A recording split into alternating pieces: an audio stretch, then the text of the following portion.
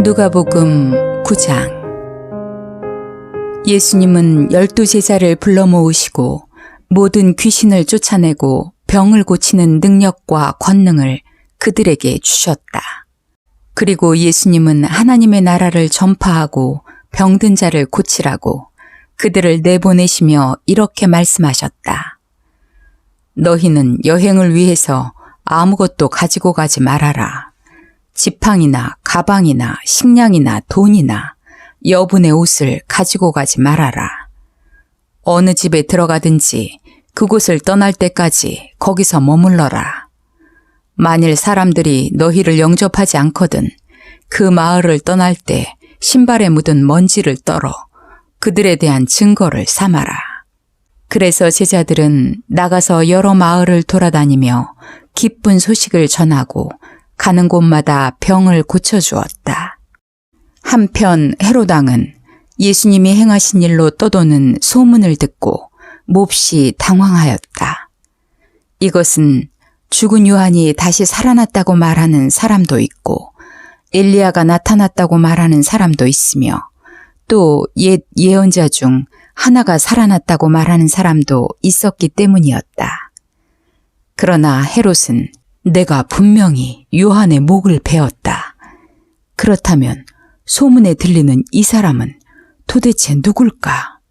하고 예수님을 보고자 하였다. 사도들이 돌아와 자기들이 한 모든 일을 예수님께 보고하자 예수님은 그들을 데리고 따로 벳세다라는 마을로 가셨다. 그러나 군중들은 예수님의 일행이 떠난 것을 알고 뒤따라왔다. 예수님은 그들을 기꺼이 맞아 하나님의 나라에 대하여 말씀해 주시고 병자들도 고쳐주셨다. 날이 저물자 12제자가 예수님께 와서 사람들을 가까운 마을로 보내 숙소도 찾고 음식도 사 먹게 하십시오. 여기는 벌판입니다. 하고 말하였다. 예수님이 제자들에게 너희가 그들에게 먹을 것을 주어라 하시자 제자들이 우리에게는 빵 5개와 물고기 2마리뿐인데 먹을 것을 사오지 않고 어떻게 이 많은 사람들을 다 먹이란 말씀입니까? 하였다. 모인 군중은 남자만 약 5,000명이었다. 예수님이 제자들에게 사람들을 약 50명씩 떼지어 앉게 하라고 말씀하시자 제자들이 시키는 대로 하여 사람들이 모두 앉았다. 예수님은 빵 5개와 물고기 2마리를 받아들고 하늘을 우러러 감사 기도를 드리신 다음 떼어서 제자들에게 주시며 사람들 앞에 갖다 놓게 하였다. 그래서 그들은 모두 실컷 먹고 남은 조각을 12광줄이나 거뒀다. 어느 날 예수님이 혼자 기도하고 계시는데 제자들이 찾아왔다. 그때 예수님이 그들에게 사람들이 나를 누구라고 하느냐 하고 물으셨다. 그러자 제자들이 어떤 사람은 세례 요한이라 하고 어떤 사람은 엘리야라고 하며 또 어떤 사람은 옛 예언자들 중 한 사람이 살아났다고 말하기도 합니다. 하고 대답하였다. 그러면 너희는 나를 누구라고 생각하느냐? 하고 예수님이 다시 물으시자 베드로가 하나님의 그리스도이십니다. 하고 대답하였다. 예수님은 제자들에게 이 말을 아무에게도 하지 말라고 단단히 주의시키시고 이어서 나는 장로들과 대제사장들과 율법학자들에게 많은 고난을 받고 죽음을 당했다가 3일 만에 다시 살아나야 한다. 하고 말씀하셨다. 그러고서 예수님은 모든 사람에게 이렇게 말씀하셨다. 누구든지 나를 따라오려거든 자기를 버리고 날마다 제 십자가를 지고 나를 따르라. 자기 생명을 구하고자 하는 사람은 잃을 것이며 나를 위해 자기 생명을 버리는 사람은 얻을 것이다. 사람이 온 세상을 얻고도 자기 생명을 잃거나 빼앗기면 무슨 유익이 있겠느냐. 누구든지 나와 내 말을 부끄러워하면 나도 내 영광과 아버지와 거룩한 천사들의 영광으로 올 때 그를 부끄럽게 여길 것이다. 내가 분명히 말해둔다. 여기 서 있는 사람들 가운데 죽기 전에 하나님의 나라를 볼 사람들도 있을 것이다. 이 말씀을 하시고 8일쯤 지나 예수님은 베드로와 요한과 야고보를 데리고 기도하러 산으로 올라가셨다. 그런데 기도하시는 동안 예수님의 얼굴 모습이 변하고 그의 옷이 휘어져 눈부시게 빛났다. 그때 두 사람이 예수님과 이야기를 하고 있었는데 그들은 모세와 엘리야였다.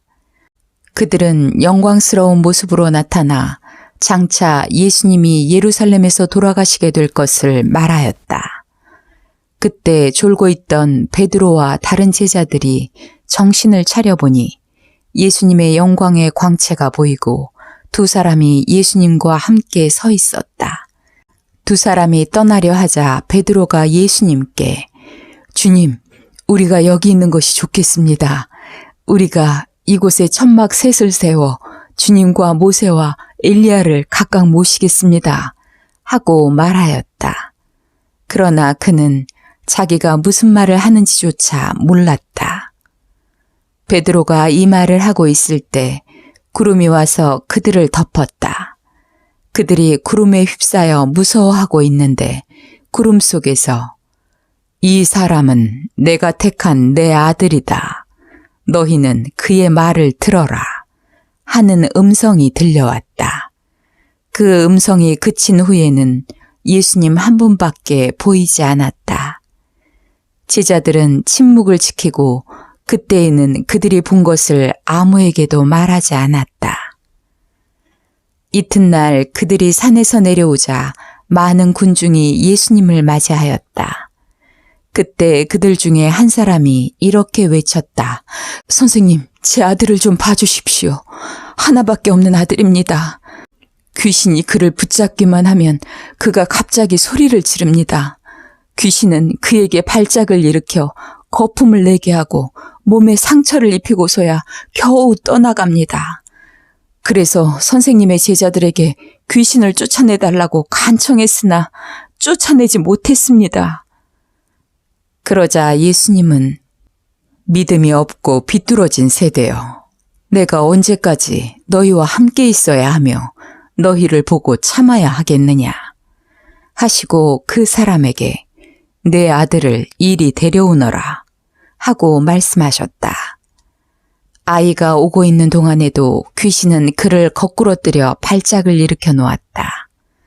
그러나 예수님이 더러운 귀신을 꾸짖어 아이를 낫게 하신 후 그의 아버지에게 돌려주시자 사람들이 다 하나님의 위대하심에 놀라 감탄하였다.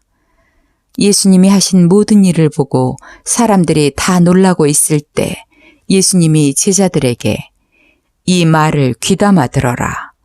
나는 머지않아 사람들의 손에 넘어가게 될 것이다. 하고 말씀하셨다. 그러나 이 말씀의 뜻이 숨겨져서 제자들은 깨닫기는커녕 묻기조차 두려워하였다. 제자들 사이에 누가 가장 위대하냐는 문제로 말다툼이 벌어졌다. 예수님은 그들의 생각을 아시고 한 어린아이를 데려다가 곁에 세우고 제자들에게 말씀하셨다. 누구든지 내 이름으로 이런 어린아이를 영접하면 곧 나를 영접하는 것이며 누구든지 나를 영접하면 바로 나를 보내신 분을 영접하는 것이다. 너희 중에 가장 작은 사람이 가장 위대한 사람이다. 요한이 예수님께 주님, 우리를 따르지 않는 어떤 사람이 주님의 이름으로 귀신을 쫓아내기에 우리가 그렇게 못하도록 했습니다. 하고 말하자 예수님이 그에게 막지 말아라. 너희를 반대하지 않는 사람은 너희를 위하는 사람이다. 하고 말씀하셨다. 예수님은 하늘로 올라가실 때가 가까워지자 예루살렘으로 갈 것을 굳게 결심하시고 사자들을 앞서 보내셨다. 그들은 가다가 예수님을 위해 준비하려고 사마리아 사람의 마을로 들어갔다. 그러나 그 마을 사람들은 예수님이 예루살렘을 향해 가시는 길이었기 때문에 그를 영접하지 않았다. 야고보와 요한은 이것을 보고 예수님께 주님, 하늘에서 불을 내려다가 이 사람들을 태워버리는 것이 어떻겠습니까? 하고 물었으나 예수님은 그들을 꾸짖으시고 함께 다른 마을로 가셨다. 그들이 가는 도중에 어떤 사람이 예수님께 와서 저는 선생님이 어디로 가시든지 따라가겠습니다 하였다. 그래서 예수님은 그에게 여우도 굴이 있고 공중에 새도 보금자리가 있으나 나는 머리 둘 곳이 없다 하고 말씀하셨다. 예수님이 또 다른 사람에게 나를 따르라 하고 말씀하시자 그는 먼저 제 아버지의 장례를 치르도록 허락해 주십시오 하였다. 그러나 예수님은 그에게 죽은 사람의 장례는 영적으로 죽은 사람들이 하게 버려두고 너는 가서 하나님의 나라를 전파하라 하고 말씀하셨다. 또 다른 사람이 제가 주님을 따르겠습니다.